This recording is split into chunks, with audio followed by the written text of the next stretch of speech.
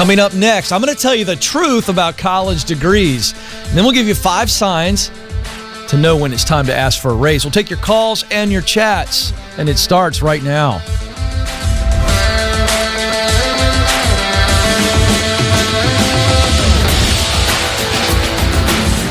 I'm coming to you live from Ramsey Studios in Nashville, and you are joining a conversation about who you are, what you were created to do, where you want to do it, and then how you will get there. It is about your purpose, and your purpose is to contribute to make the world a better place. And we're going to look at the work contribution because it's 90,000 plus hours, many times 30 plus years for the average American. So it is a large portion of your life, thus a big area of contribution. And that's what we talk about here on the Ken Coleman Show. And so we're excited to have you with us.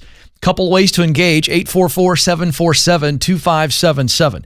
844-747-2577. That's the phone number. You can also submit your question via the chat window right next to our video window as you're watching live here.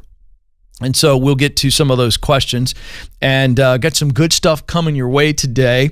So we'll get to the calls in a few minutes. But I want everybody's attention who is either considering some type of higher education yourself, or you are a parent or a grandparent and you've got some influence for a young person.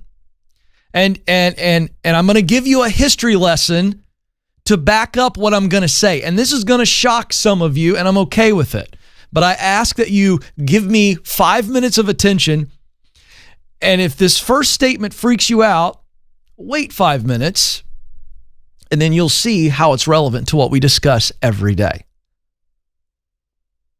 Here's the lie about higher education, and it has been marketed to us for quite some time. History lesson coming shortly. Here's the lie. The college degree ain't what it used to be. Emphasis on ain't.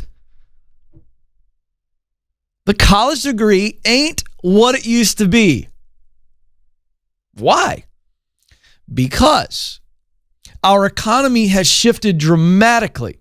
And as a result, corporations have shifted dramatically. They're taking people and training them on the job. Most college degrees are not relevant to actual jobs in the workforce. Now, that is not the case for every job or career. There are instances where the degree is the best way or the only way for now. But we have a scourge of college seniors who graduate with a degree and a bunch of debt, and they can't even get hired. Why? Because college education has become an institution that has been marketed to us for half a century, that it is the way to success. Let me show you where it started. Can I get the picture, gentlemen? Put this up on the screen. My good friend Mike Rowe and I, the guy who you know from Dirty Jobs, Mike Rowe and I have become friends. I've had the opportunity to interview him for a few times. Let's leave this up on the screen. So that's Mike in the picture. Now, this is an actual poster that he went and found because the first time he saw that poster was in 1977. And he's in the office of his high school guidance counselor, and the guidance counselor is giving him advice, and he references the poster behind him. And Mike, of course, has been staring at the poster for the entire length of the conversation. And you can see there that it says, work smart, underneath the college grad, beaming with his crisp diploma. Not hard, referring to the depressed and dirty trade worker. Now, let's just pause for a second. Was that poster intended to spur thought? And was it intended to be a positive influence? I absolutely believe that's true. But what's the unintended effect of that poster? Please put it back up on the screen. Here's the unintended effect. Anybody with any sense of logic looks at that poster and goes, oh, if I want to be successful and have a good life, maybe a great life, I got to go to college. If I want to settle for a depressing life, a below average life, where I'm dirty and nasty and stinky all day long, I better really seriously figure out how to go to college and then what to do with that degree. And this was the message that was sent. It became a marketing message. So when I say that the college degree ain't what it used to be, it's not as relevant as it used to be. Is it still relevant? Yes, in many fields. But you need to understand, folks, that there has been a marketing message that has been shoved down our throats that the only way to be successful is to go to college. Now that has created a booming industry. But let me give you the history so you to go, Ken, that's your opinion. No, it's not my opinion. Here's a quick history lesson. 1972, the education amendments that get passed lead to the Pell Grant, which was a government grant for students to go to college. Prior to 1970, the federal government was basically not involved in funding higher education. Let's fast forward to 1978. In 1978, the federal government, as they like to do, all bureaucrats and politicians are always trying to figure out how to make more money. And so they figured out this Pell Grant is very popular, and it was. And they said, well, instead of the grant, what if we offer more money and we call it a student loan and we back it with the federal government and we make it a low interest rate? And that was a very popular idea because now the message had taken hold. Colleges were springing up and spreading throughout states. So this is 1978. So from 1960 to about 1985 is a period of history called the Cold War, an arms race with Russia. We don't need to get into that, but the federal government also realized that these institutions of academia could be great research institutions to help us compete with other foreign countries. And so they drove even more federal dollars to help with research. And then governors and states started going, wait a second, we're getting a lot of jobs in here, which is more tax dollars, more money. And so what happened? Governors started realizing this is about economic development and political achievement. Uh-oh. Is anybody catching up to me right now? Joe, you following along? We got ourselves a real political marketing campaign going on. It's not about training kids. It's about economic development and making me look like a great governor so that I can become a senator and maybe higher and higher and higher. Now there's an ulterior motive with a really powerful message. Parents, do you want your kids to be losers and work in the trades? A blue-collar job? A non-college educated job? Is that what you want for your kids? And kids are inevitably getting the message. Do I want a less than life? And we created a working class warfare. The haves and the have-nots, all from a marketing message. And so many of you young people watching right now, and many of you parents who have kids in school and they're working their way up and you've already got this cultural pressure. Where's Johnny going to go to school? Where's Susie going to go to school? Will they get the grades necessary and the SAT or the ACT and how are we going to afford it? And it's all this pressure and stress that has nothing to do with the real issue. And the real issue is college education. Is it the best way or the only way for your child or for you to get where you want to go? Now, education is always going to be a play, but it doesn't mean higher education. It could be a certification, a training course, an online webinar. Yes, you'll always need to learn something to get qualified, but don't assume it has to be college education. You have been sold a lie, and I'm very serious about this. The lie is that for you to be successful or for everybody to have a successful, desirable life, it involves college education. That's a lie, and there's nothing to support that. The fact of the matter is, a lot of white-collar people lost their job. They had the fancy degrees that they couldn't afford, and they're in student loan debt, and they got laid off during COVID. And yet, the men and women that didn't go get the fancy degree, if they got a degree at all, are running trade businesses and they're keeping people employed and they're multimillionaires because they've been working for themselves. And yeah, they get a little dirty and a little stinky, but they actually like the problem they're solving and the people they're helping. Wake up. I'm tired of this. I'm tired of having to hear parents feel the pressure to push a kid into college when they know the kid is not the brightest student in the world. See, understand this. Here's what happened. When I gave you that history lesson, realize what happened.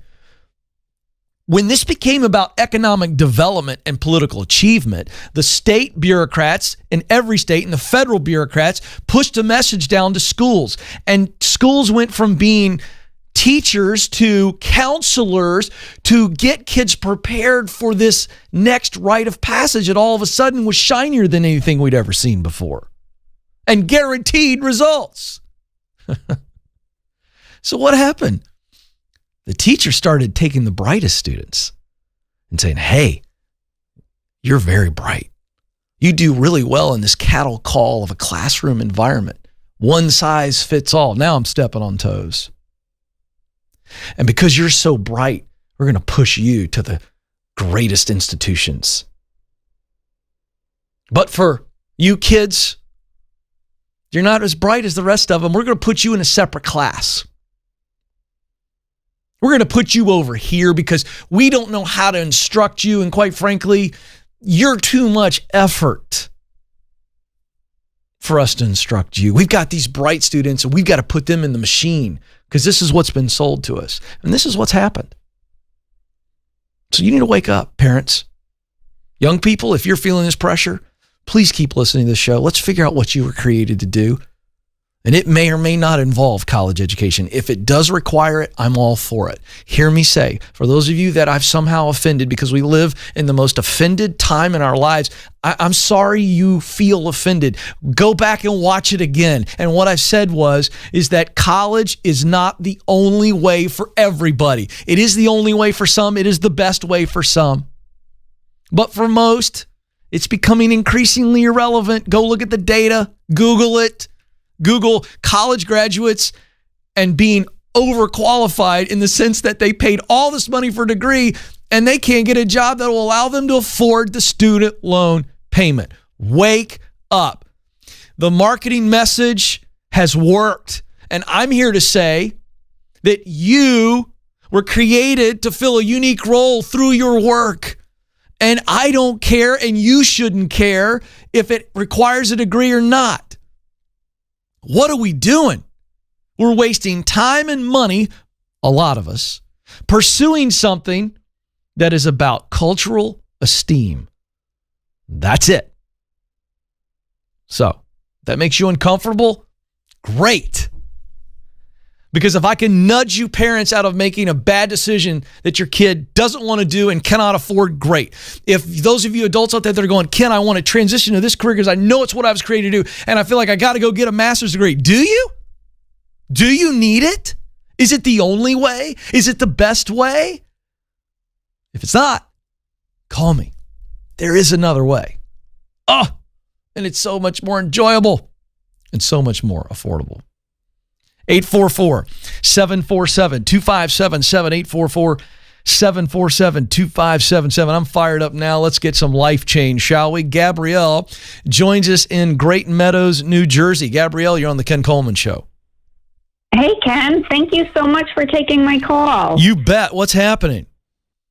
So I am having trouble getting past the computer-generated application process in order to talk to a person. Mm-hmm. So my issue is I'm looking for a remote position. So it's not necessarily one that I would know a person at because these positions I may be working out of Ohio or California. Right.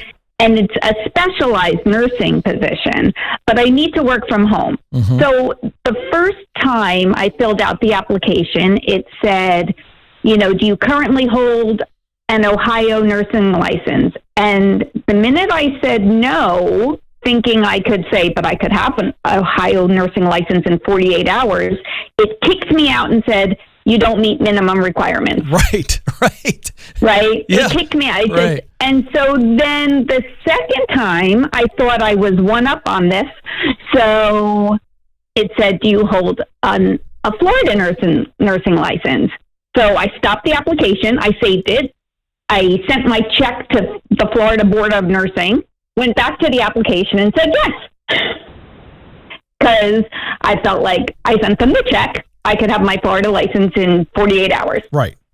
And I thought that worked because a couple days later, I got an email that said, we think that you're going to be a really good fit for this position. Do you have a few minutes to answer some questions? So I thought I would get to speak to a person, and it was just more computer-generated questions. Mm-hmm. And then, what happened? What happened on that set of questions? Well, that set of questions, I got kicked out with the salary issue because it said, what is your expected salary? Or what do you anticipate salary for this position? So I said, well, this is how much I make now. But I wanted to be able to explain that I would take less for a remote position. And it said, nope, salary range is above that's way overpaid for what this position is. Mm-hmm. Well, I don't know how to get past this to actually get a person where I can speak to someone and explain the position. Yeah. Well, you got a couple issues here. Number one, you might be applying for a position that just isn't a good fit for you because you don't even know what the salary range is.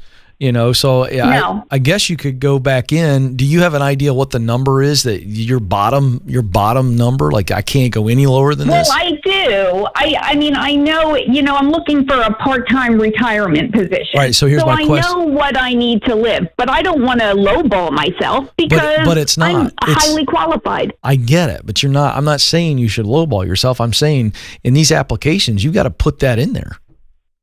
You got to put that in there. It just gives you like yes or no. I understand, but this is the nature of this type of thing. So I'm just telling you, if you want to get to a person interview on these type of positions, it sounds to me like this is the process. And so the only way to get around this process is where you're digging and trying to get yourself on the phone with somebody. Right. At these companies, but they've put this process in place. So you kind of, I don't have some secret is my point. It kind of is what it is. Now, I'm the type of person, if I want that job, I'm finding a way to get somebody on the phone and at least say, could you explain to me this process? They might go, well, no, we've got it in place because somebody's getting hired doing that thing. So I'm just curious, where I was going is if you've got your basic bottom number and you didn't put that in there, and then when I said, well, why didn't maybe go back and put it in there? You're going, no, I'm worth more than that. Then I think you've got a challenge with the type of gig you're trying to go after. Instead of trying to get around the electronic or the computer interview it's really a screening process is what you're going through. They're screening people out, which is smart. Right. Okay. Yeah. Then that's not the right fit for you. So, I'm going, okay, well, I know I want to do nursing. I'm a specialized nurse. I know exactly the kind of nursing I want to do because I presume that's the case for you. Sounds like it. Mm-hmm. Okay. Yeah. And then you go, I know I want to work from home, whatever that looks like. And so I'm looking for relationships and connections, my web of connections. And eventually I'm going to find somebody that I can make a connection with before I ever even go through this screening process. You've got to figure out a way to where someone has identified you and says, okay, she's great. Let's go ahead and move her up to the next level. You're not going to be in the screening process. That's the only way this is going to work for you is who's hiring your specialized type of nurses in your local area, and how do you find that, get around that just general screening? Because I still believe in the good old fashioned recommendation where somebody goes, hey, I actually know the person who's hiring over there. Oh, great. Yeah, let me call them and tell them that that this screening thing has been really weird, or not even that at all. Just, hey, let me tell them about you. We'll get you in the interview process. That's how you're going to get that gig. But you're allowing yourself to be limited by this screening process, as opposed to going, I get that that's the process, but that's how everybody else goes through the gate. I'm not a go through the gate person. I'm a go around the back door person. And I think that's what you need to be right now. That's how you get the job. Because right now you're just in a screening process that's driving you crazy. That's not the best strategy anyway. It might not be the right job. 844-747-2577. Let's go to Columbus, Ohio next. Kevin is there. Kevin, you're on the Ken Coleman Show. Good morning, sir. How are you? Kevin, I'm living the dream. What's going on? Excellent. All right. I'm calling you looking for some guidance on some target selection for possible job options. Right now, I'm still in phase one, still trying to identify what that discovery phase. I created a short list of items that I'm good at, things that I'd like to do, passions, and a general idea on people I want to help. Mm-hmm. But where I'm coming at the crossroads is I'm trying to find places where, or job ideas, or where I can direct my focus for my research and then identifying targets to then go out and pursue. Okay, I understand what you're saying, but I need you to be more specific. I mean, where are you specifically getting hung up? I'm getting hung up on identifying the crossroads of what I'm good at and what I like to do, and finding a job that. Okay, so you're at the point where you figured out the intersection, you figured out the sweet spot, and you got your role in mind, or you're not even that far. I'm actually I still need to identify that role. Okay, all right. So let's walk through it. Talent, passion, mission. Talent's what you do best. We're going to figure out where this intersects, and let's see if we can come up with a description here. So what do you do best? Give me the top things. All right, top things I do best. One is planning, learning technical systems, analyzing doctrine, regulations, procedures, making a list of actions to accomplish goals, making tools. I'm good at Excel, things. I'm very technical, process-driven. Okay, great. Things that I like to do. I'm sorry, am I going too fast? No, you're awesome. I'm guessing that you like to do most of the things you just told us you're good at, right? Well, things I like to do, one is flying. They're very much related to that. I was an aviation major in school and had to change things around, but I really get a kick out of flying. Okay, so you love the idea, but being a pilot, that's work that you would really love. Yes or no? Yes. Okay, great. All right, what else? What other work the idea of thinking about it, you get excited about it? Learning new technologies, learning machinery, sharing what I know. Is that a job? Is there a job out there in the marketplace where your job is to learn machines? That's actually where I'm not quite sure with that one. Okay, so but my point is there are probably jobs that involve learning, but it's only for the purpose of operating. So do you like operating new machines, or you just like learning about them and then telling somebody else how they work? It's not as much for operating them. I like learning about them and moving on. So not doing anything with the learning. You're not interested in training people on how to use these machines. Oh, training people, yes. Okay, good. That's important. You see the difference there? So now we're starting to get some clarity. Okay, what else? What other work are you just really, really excited about? Let's see. Do you not enjoy working with technical processes? Analyzing? Do you enjoy doing the work of analyzing procedures and going, this isn't very efficient here. Here's 3 ways that this could be more efficient. Is that something you enjoy doing? Yes, that is something I do. All right, do you see how that's connected? All right, that's connected to your talent. Almost always it's not almost always there's a direct connection from what you do best and what you love to do. It's just a slight tweak, right? So you do enjoy analyzing processes and procedures because you're a guy who loves efficiency. Yes or no? Yes. Okay. All right. So I think we got enough right there under talent and passion, correct? Yeah. All right. So now mission is, now that we know what we do well and we know the kind of work you love, so we'll just say flying planes,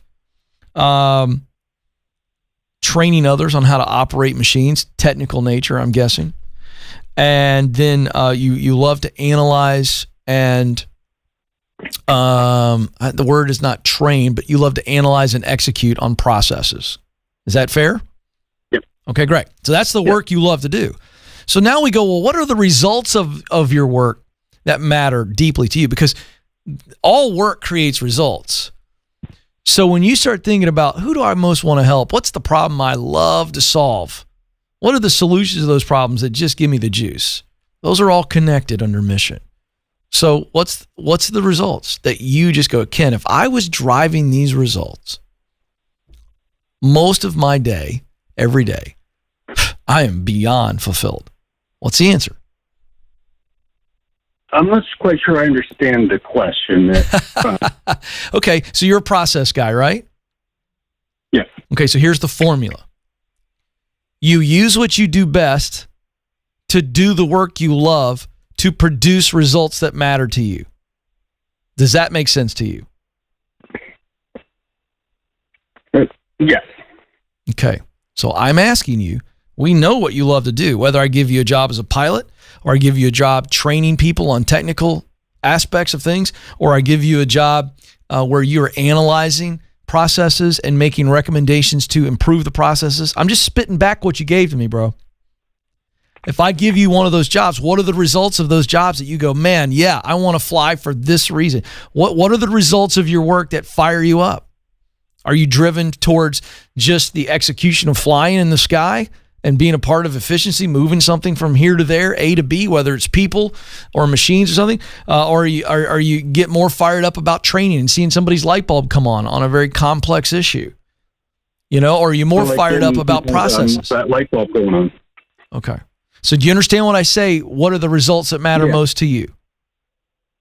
Yes. Okay. I get it. Bringing clarity on the subject that somebody's got the big question mark over their head for. That's exciting. So that's the results of your work that you most love, right? I would agree. Okay, good. So now we're on the same page.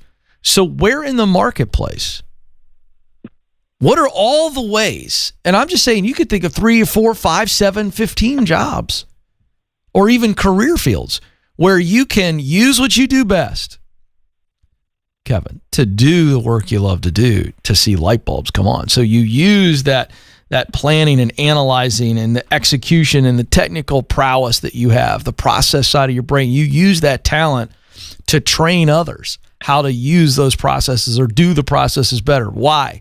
Because you love seeing the light bulb come on and you have a direct connection to making their light bulb come on and they're better. And as a result, they do their job better. That's what gives you the juice. So where can you do that in the marketplace? What types of jobs? Forget titles.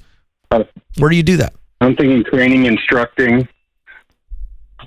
Yeah, absolutely. You're nailing it. So trainer, right? So just we're using a one word, and I like this, the one word. You know, I think that I think if you were going to pick a one word descriptor, you and I could differ on which is the word, but I think it's instructor. I think you love instructing. Is that true? I would agree. That is true. You know why you love instructing? Because you love the learning and the training part. You love learning what you need to learn to be able to pass it on to others. You get the juice out of both of those. And that's what a good instructor is. They learn and then pass on the learning to others. Does that square up with your heart? That is right in line. Hey, Kevin, we got there, man. What do you think? All right, cool. I think it's cool. Now I just need to identify what the targets now. Right. So here's your homework. Where can I be in it? Where can I be the role of instructor and instruct on the things that I want to instruct, which is really technical things?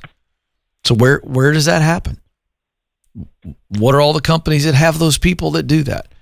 And you're just simply coming back to clarity every time. I know that I've got to fill the role of instructor. This is the role I was created to fill.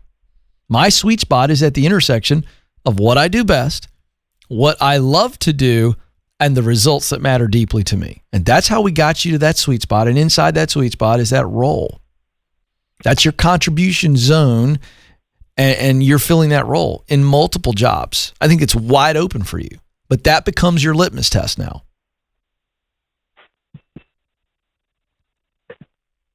All right. You ready to go? Let's get to it. Yeah, I can hear you. I can literally hear your brain cranking right now. That's good stuff. Go, Kevin, go. 844-747-2577. I'll tell you what we're going to do. Let's go to the chat room, and then I want to hit this article from Forbes magazine on 5 signs that it's time for you to start thinking about a raise. But I'm not a fan of asking for a raise, and I'll cover that as well. But I think they've got some great stuff here. I want to share that, and so we'll get to that before we wrap the show. But let's go to the chat room. R12 Connor says, Ken, I'm pregnant with my second child, and I'm worried about making a job change. I have a job that has great benefits. However, it's not my passion. Should I switch jobs? Not until you have something to switch to that you are passionate about. So right now, and again, this is one of those where I wish you could call in. And if you can, we'll see if we can fit you in here before we close the show. Madison is standing by, 844-747-2577. Because here are the questions I would ask you. Do you, A, know what passion is, what work you love to do? If you don't, we got to figure that out. Then once we figure that out, then we start looking for it and we start working towards it. Then we get it. Then we leave. And you're pregnant anyway, so you're going to have maternity. So you've got to look at that calendar and how that affects this process. If you do know the work that you love to do and you feel like you can go get that now, go get it before maternity leave. If you would rather wait, that's fine too, until you're ready to come back. And during your maternity leave, you're not just with baby, but you're scheming and you're finding something and you go find it. So that's the deal. Don't switch jobs until you have something to switch to. But yes, eventually switch. All right. Kopitech 36. I'm 51 and I just got fired from a job I've been at for 15 years. What should I do? Oh man, that stinks. First of all, I'm really sorry. This stinks. But I said this the other day on the show. I think I want to keep saying this. This is not your sentence. This is your situation. And at 51, you've been there 15 years and you're north of 50. So you've got a lot of uncertainty going on just by being let go. Then you add in the fact that you're 51, you start to go, oh my gosh, and all the fears of ageism and all that stuff. And again, it's real. Okay, that some people might not be as willing to hire you at 51. Okay, but that's not your sentence. This is a new beginning, and you have to embrace it as that. As sucky as it is, let's turn this into something really, really good. Let's turn rejection into redirection. You feel rejected right now, and in some ways you have been rejected. Okay. But we don't know if it's because you were, I don't know. I don't know the situation. But the point is learn from it. Number 2, move on from it. And you can. You must. So what should I do? Get clear on what it is you really want to do. All right. Let's get clear on that pretty quickly. Now, if you need a day job, go get a day job. If it's going to take you time to get to that dream job, that's okay. Go get a couple of day jobs, whatever it takes. So get stable is what we need right now. If you've got some financial stability and some flexibility as a result of that, then let's put all of our effort into taking the steps necessary to go do what it is you really want to do. So thanks for the chat questions. All right, let's go to this article here. Forbes magazine, really good stuff here. I'm going to roll through this pretty quickly. Because I want, for those of you that are new to the program, to hear how I want you to handle this important conversation about an increase in your compensation. So here are, this is really good, 5 signs it's a good time to ask for a raise. Number 1, when you come off of a big win. Now, I read this, and I'll be honest with you, Joe Mass. I read this, and I go, well, I appreciate what they're saying. You come off a big win, but don't just show up the next day going, hey, yeah, so since I'm pretty freaking awesome, should we talk about a contract extension? I don't like that. So I do want to put a caveat out there that,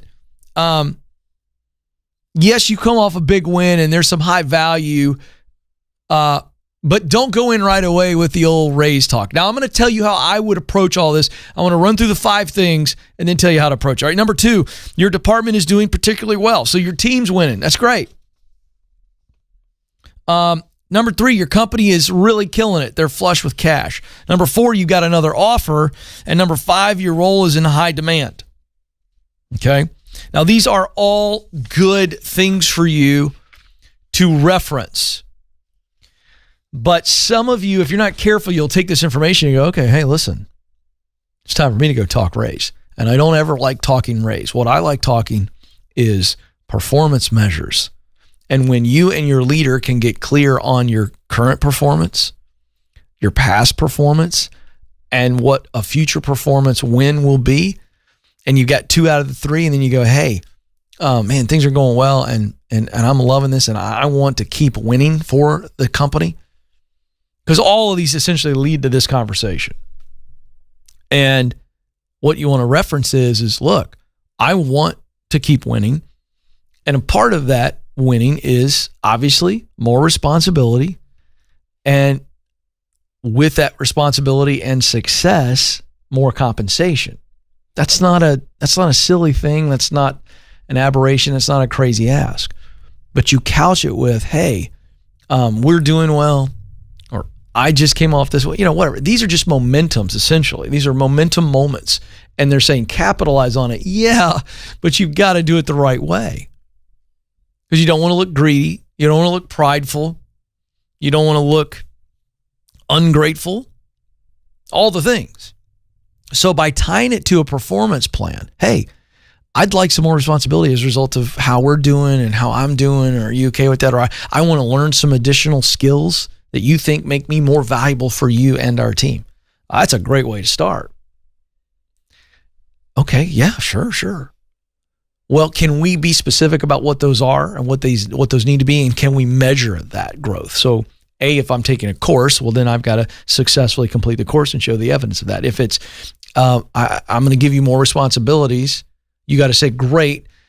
So what does a win look like in these added responsibilities, and how do we measure success so that we see growth and actual results? And then if I achieve these things, how does that affect my compensation? These kind of conversations are a much better way to come about this overall conversation. It's not, hey, company's flush with cash. That staff meeting report said things are great. How about a bump for your boy? Let's not do that. That's not going to be received very well. I'll give you a bump. They're going to give you a fist bump. Hey, yeah, attaboy, way to go. Yeah, come on, folks, be careful. And again, I'm oversimplifying because, the article lays these things out, and these are good signs, but you still got to handle it with the right spirit. The right spirit.